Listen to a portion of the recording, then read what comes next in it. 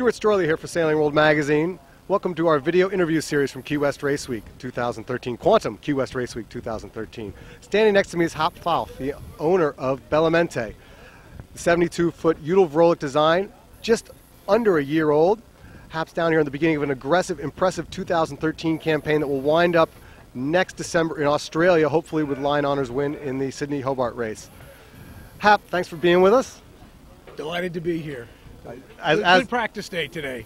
As we all are, yes, and thank you for inviting me on board. It's really impressive to see this boat. You know, I think the thing that impressed me right off the bat, as I was telling Pirate, was you see boats that do well upwind, you see boats that go well downwind. What most impressed me about this boat was the ability to do wind speed in 15 knots on a reach. Quite an impressive machine. But before we get too much into that, let's backtrack a little bit. You've had 9 months with this boat. You launched it just prior to the Bermuda race last year. Got down there, did a European campaign. How close are you to realizing the potential of this boat? Well, we thought originally, and I still believe we're on target, we're not going to optimize for a year. So we're kind of on track. This will be a fun regatta for us, but we're working on sail shapes and boat speed. We've added a little size to our mainsail for this regatta, and we've changed some Genoas and gotten back to our target size for spinnakers. So we'll see how we do, you know. This is your third boat around this size. You started with a second-hand boat, a Util 66 Bella Mente. You then built a new boat, which you had for a number of years, won the Transpac. It was a year and a half ago, is that right? Yes.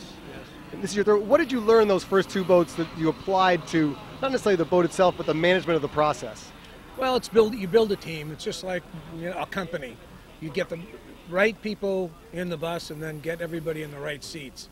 It's all the guys on the boat, except me, are professional, and building a team doesn't happen overnight. You have to have the right chemistry, the right skill base, and guys that are as committed as I am. There's nothing better than passion for what you do. And everybody on this boat is passionate about their pursuit, and we work as a team. There are no stars, you know. We win as a team, we lose as a team, we learn as a team. So, you know, I'm sure you've heard that before, but to make it happen takes time, and we're getting there. We've got really good people. The heart of this crew has been with me now for 4 years, and they're excellent.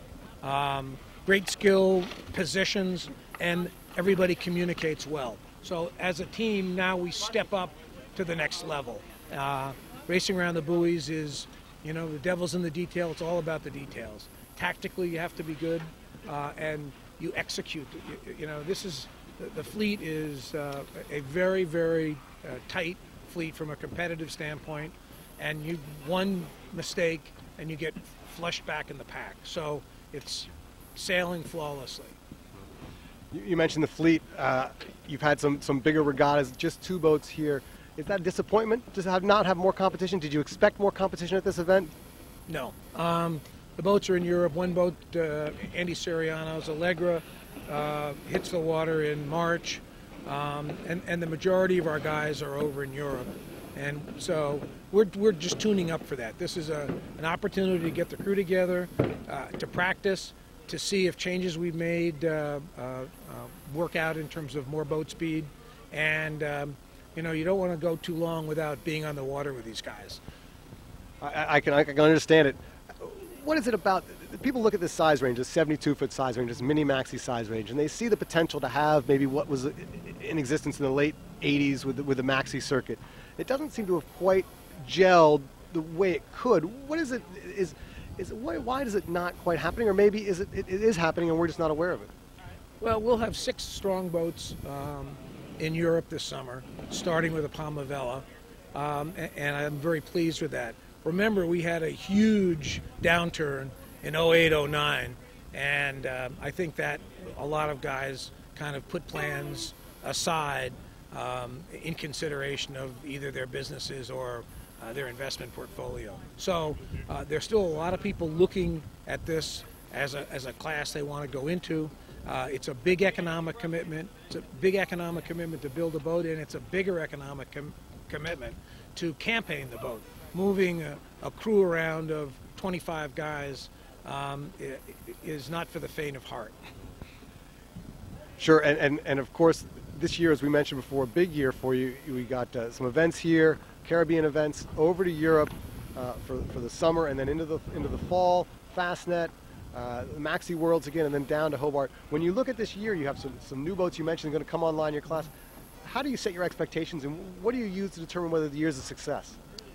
Well, obviously, the tail of the tape tells the story. How we do around the buoys in this very competitive fleet. History would tell us that the fleet is so close, you're winning races by 2 to 5 seconds on a corrected basis. So the fleet basically corrects out pretty well. Obviously, the offshore races and the longer distance races are another story, and that's all strategic. And you know, that's a different deal. They're kind of navigator races as far as I can see. Having not done Sydney, Hobart, or Fastnet, you know, we'll find out. But Ian Moore, Soapy, our navigator, is world class, and I'd go anywhere with him. All right, great. Is there anything, when you look ahead of the schedule, any one particular event, any one thing that really sticks out as the highlight of the year? Well, for me, we're going to we want to defend our championship, the World Championship, Mini Maxis in Sardinia, and that's a very important event for us. Certainly Fastnet is exciting, and we look forward to doing that. We'd like to basically prevail in every regatta that we're in. That's the reason we're going. We don't go to lose. All right. Well, you're setting the standards pretty high. Hopefully you come closer. If you don't achieve them all, it sounds like well, it would be a lot of fun trying. However, we are all in for this season and probably next season. We haven't decided where we're going to go next season, but we've got, you know, between now and next December to execute, and then we may go back to the West Coast. We may go to Hong Kong and race over in China. Don't know. But it's, you know, I'm not getting any younger, so it's a matter of having a good time with the boys and making the boat go fast. All right. Well, Hap, we thank you very much for your time. Thanks for the ride today, and best of luck at Key West Race Week. All right. Thank you. You're a great guest aboard the boat. Obviously, you know what you're doing. Yeah, because I still have all my fingers, right, exactly. And I don't have a concussion. Great to meet you, and good luck with your interviews. Thanks, Hap. Yep. Okay.